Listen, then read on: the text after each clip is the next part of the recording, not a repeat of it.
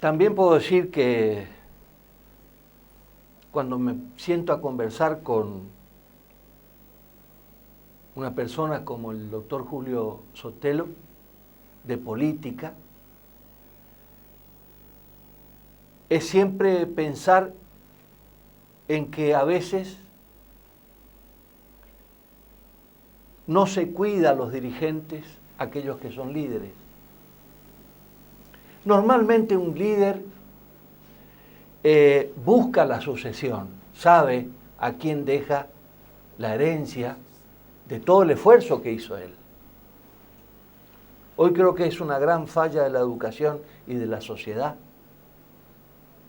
Y esto usted mire rápidamente en los últimos 25 o 30 años de la política en el Chaco y se va a dar cuenta que en el radicalismo, después de Rosa, no hay líderes.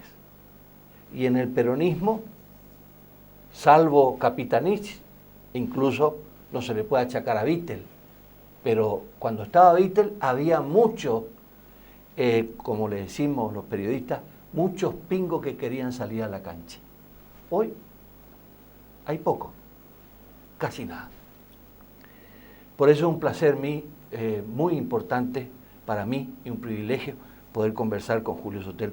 Julio, ¿qué tal? ¿Cómo estás? Hola, Tonino, ¿qué tal? Me alegro de saludarte y gracias por tus conceptos. Política. Se van a suprimir las pasos, ¿verdad? ¿Cómo es la política hoy? Dame en 2 o 3 minutos así un pantallazo,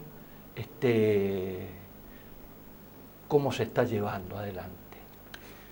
Mira, yo creo que la política tenemos que medirla para ver lo que nos sucede en la casa, tenemos que mirar lo que sucede alrededor. Perón decía que la política verdadera es la política internacional. Y lo que está sucediendo aquí en la Argentina, y vamos de abajo para arriba, que incluso está sucediendo en el Chaco, que antes no sucedía, es lo que se llama la grieta, pero yo creo que más que grieta yo llamaría el enfrentamiento irracional entre distintas facciones pero de políticas, donde no hay discusión política, se terminó la discusión política, se terminó el hecho de que podamos sentarnos, 2 dirigentes políticos de distinta ideología, a debatir acerca de una idea. ¿Cómo llegar a esa idea? ¿Cómo llegar los caminos distintos? Sí, esta es la idea, ¿qué hacemos con esto? Bueno, a partir de ahí, lo que existe son preconceptos, son frases hechas, son enfrentamientos que ya lo que dice mi línea es lo que yo digo sin razonarlo, y lo que el otro hace exactamente lo mismo que yo. De forma tal de que todo nos diferencia, nada nos une. Pero no es una cosa que deja de pasar, que pasa solamente en el medio nuestro, que lo estamos viendo lamentablemente también, o en el medio nacional, donde estamos viendo que la grieta es absoluta y totalmente importantísima, tan así que hubo manifestaciones en contra de la vacuna, manifestaciones en contra de estar encerrado,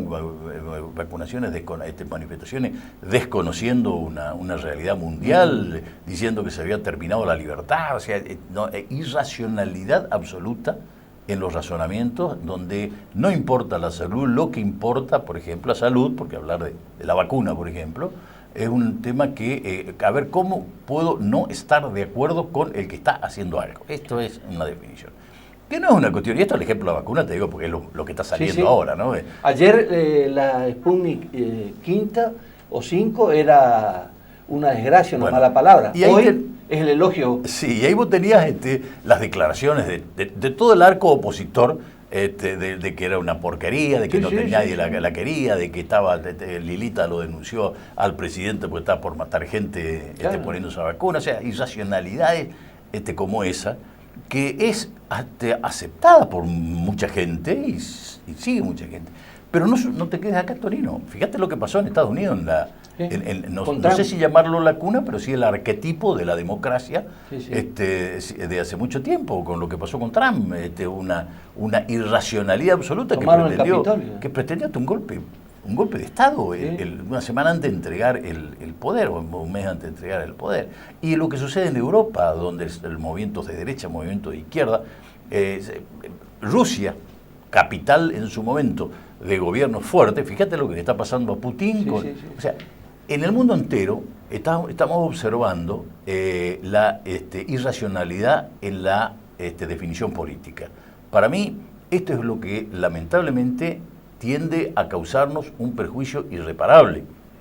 Porque alguna vez, y siguiendo la teoría de Baglini, vos podés ser el famoso teoría de Baglini, ¿te acordás que aquel que decía que cuanto más lejos estás del poder, más radicales son tus posiciones? Pero hoy es imposible conciliarla muchas veces. Tenés presidentes que no van. Estados Unidos, una de las pocas veces que un presidente no fue la única. No, creo que hubo dos anteriores, pero por otros problemas, a la asunción del poder del otro, lo que pasó acá en la Argentina, lo que pasa en el mundo entero. Así que esto lamentablemente es un tema el cual sociológicamente es interesante analizarlo, porque es lo que va llevando el mundo hacia adelante. ¿Cómo ve el peronismo en el Chaco? Y bueno, no lejos de eso, o sea, el peronismo en el Chaco, vos lo planteaste en un principio, existen liderazgos que son participativos y existen liderazgos que son únicos. Liderazgo participativo, yo siempre hablé de que era, por ejemplo, el viejo peronismo, donde Vittel ejercía un liderazgo total, absoluto, pero no necesariamente dictatorial, no es la palabra dictatorial, sino único, un unicato. Le permitía, en cierta manera, no vaya a creer que tampoco aquello era absoluto, porque yo estaba en la oposición, ¿no es cierto? Nosotros estábamos en la oposición con el movimiento base y decíamos que había peronistas de primera, de segunda, de tercera, de cuarto, estaban los leprosos y después estábamos nosotros. Así que también el peronismo tiene su historia, ¿no? Después, bueno, ya la historia fue cambiando, esos liderazgos dejaron de ser absolutos para ir discutiéndose, suavizándose, y hoy tenemos liderazgos que de la época del fuerte liderazgo de Vittel no tenemos otros liderazgos hasta hoy con un liderazgo de Capitanich, que es un liderazgo totalmente distinto. El de Vittel era un liderazgo político y el de Capitanich un liderazgo de acción, un liderazgo de gestión, más bien, donde la gestión es lo más importante por sobre la política. En otras épocas estaba la discusión de la discusión política. La política era primero y después iba la gestión. Así es, era la historia que se juntaban, ¿te acordás aquella historia de Vittel y el Chobalbín? Bueno, creo que esto empezó a cambiar con Rosas. Rosas fue un líder autoritario, fuertemente autoritario, pero líder en definitiva, y una persona que despreció al adversario político. Primera vez en la historia peronista. Una fuerte ambición de poder, ¿no? Sí, primera vez en la historia política del Chaco donde el gobierno, el que ejerce el poder, intenta, por todos los medios posibles, descalificar, destrozar al adversario político. Muy fuerte fue, muy duro fue el tema de Rosas, me tocó a mí enfrentarlo. Sí. Tengo mi lomo absolutamente lleno de llaga, ¿no? De llaga de eso, pero un liderazgo fuerte. Y hoy tenemos un liderazgo distinto, que es el de Capitanich, donde no es un liderazgo duro, no es un liderazgo que quiera destrozar la oposición, es un liderazgo de gestión.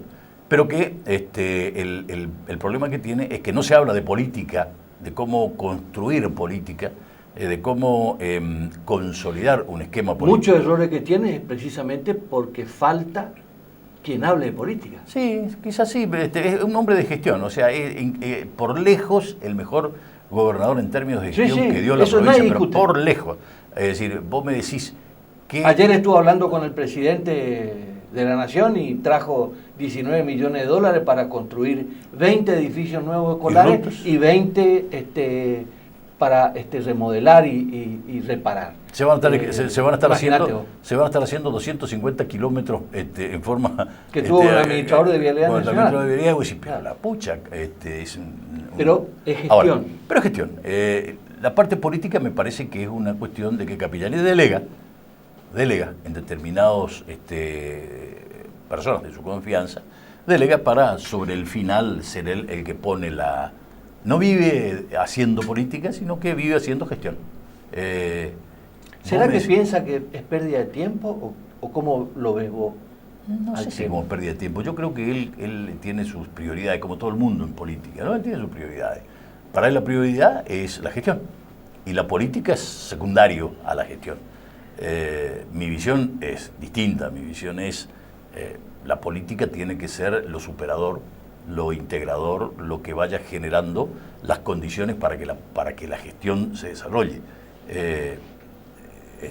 no es que tal vez lo mío no sea lo mejor. ¿Eso significa un cambio en el peronismo, Julio? Hoy sí, hoy el peronismo del Chaco... Fíjate una prueba, ¿no? Perdón.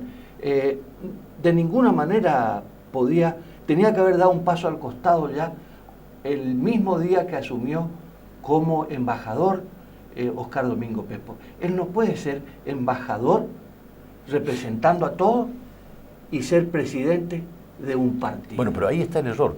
Ahí está el porqué tenemos un peronismo absolutamente desmovilizado en todo este tiempo, claro, en el Chaco. Porque como consecuencia de las distintas prórrogas... También, claro, pero ¿sabe qué pasa, Tonino? Se prorrogaron los mandatos. Claro. Se prorrogaron los mandatos. O sea, no le echo la culpa a Pepo de que... O si no, los mandatos se hacen una pieza de 4 paredes. No le echo la culpa a Pepo de que él siga siendo el presidente del partido. Lo que pasa es que cuando él dejó la gobernación, debió haber organizado algo para ceder la conducción partidaria a otra persona, fundamentalmente después que se fue. Lo que pasa es que el hecho de que nosotros hayamos estado en pandemia determinó que no se puede ser electo el mandato, pero no solamente ahí, Tonino. Vos recordás que cuando nosotros fuimos a elecciones anteriores, ya no fuimos como partido justicialista. Fue la primera vez en la historia donde nosotros no fuimos como partido justicialista a las elecciones, no como alianza. Igual que el radicalismo. No fuimos con el nombre partido justicialista. Ni figuraba el radicalismo. No figuraba, nosotros tampoco figurábamos. Ni el justicialismo. El radicalismo organizó sus elecciones internas cuando tuvimos la elección de gobernador. En cambio el peronismo no. El peronismo no hizo su interna. Al suspenderse las PASO, no hizo su interna y hubo que hacer todo un artilugio para que no fue el peronismo a elecciones, sino que fueron con otros nombres, los candidatos nuestros, pero con otro partido político. Ninguno fue como representando al Partido Justicialista en una alianza electoral. En las alianzas electorales no tuvo participación el Partido Justicialista. Eso es como consecuencia, me parece que estamos perdiendo... ¿No es una falla eso? Sí, claro. Yo creo que falta la discusión, no solamente la discusión política, sino que falta la gente que se dedique a hacer política. Y la política significa no solamente estar hablando siempre en favor, en contra o construyendo, sino que la política también significa administrar un partido del cual vos te debés. Ninguno de nosotros, en función de gobierno, es parido por la Virgen María, como generalmente decimos. Todos salimos del Partido Justicialista, por lo menos los peronistas. De forma tal de que tenés que quererlo, respetarlo, regarlo todos los días para que reaccione. Entonces, tenemos que cuidarlo al partido. Eso significa tener una estructura partidaria que funcione, esto significa tener las autoridades electas en tiempo y forma, esto significa, más allá de la política electiva, tener un partido. Nosotros pertenecemos al Partido Justicialista, o los justicialistas, pertenecemos a un movimiento. Ese movimiento está integrado por el sector trabajo, el sector mujeres, los jóvenes, los viejos, todos son el movimiento. Nosotros no somos un partido solamente. Pero dice, te decía el propio general Perón, y lo dice en nuestra doctrina, que el Partido Justicialista es el instrumento electoral. Claro. Nosotros vivimos en democracia. Vivimos en democracia. ¿Y el instrumento electoral cuál es? El Partido Justicialista. No podemos ir como movimiento inorgánico. Te exigen inscripción, te exigen una serie de requisitos. Y esa es la herramienta justicialista. Entonces, a esa herramienta no hay que descuidarla. Y nosotros, lamentablemente, acá en el Chaco la descuidamos durante mucho tiempo. La venimos descuidando. Eso fue lo que pasó en Corrientes. Se descuidó el Partido Justicialista, se quedaron sin autoridades y hubo que hacer una intervención en la cual me designaron a mi interventor. Bueno, en el Chaco teníamos el gobierno, nadie quería que se intervenga al partido, pero en cierta manera estuvimos también con serios problemas. Estamos hasta ahora que se convocó a la elección interna por fin para el 21 de marzo. Julio, ¿qué viene después de esto? O sea, va a haber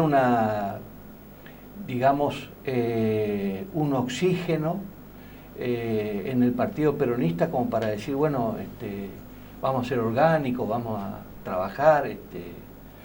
Mira, no lo sé, Tonino. Yo honestamente estoy, en este último tiempo, estoy fuera de circuito, estoy más dedicándome a Corriente. Pero lo que veo es que es una estratificación muy fuerte en los sectores, los actores internos de hace mucho tiempo a esta parte. Y me parece de que lo que está faltando es la participación, es la incorporación de actores que no están incorporados a la vida activa del partido. Algunos porque fueron pasando el tiempo y naturalmente tiene que venir el recambio generacional, Pero muchos porque no le interesó al partido, porque hace mucho tiempo el partido no es participativo ni está abierto, de forma tal de que mi temor es que se haga una mesa donde se decía, Juancito, vos pones 3, Pedrito, vos pones 4, aquel otro ponete, y vayamos a una elección interna donde nadie, por supuesto, se va a presentar para ir en contra de una lista de ese nivel, pero de nuevo dejemos un partido que no se reúne, que no tiene mística, que no tiene idea, que no tiene nada, y que solamente está moviendo un poco la cola al que gobierna. Yo creo que, y lo sostuve siempre, el presidente del peronismo, y eso siempre lo dije a Coqui, vos tenés que ser presidente del peronismo, sobre todo cuando el peronismo está en el gobierno, como un organizador, como un catalizador, como una conducción que nadie discute, por lo menos en la mayoría lo acepta. Claro. Pero de ahí para abajo tiene que dejar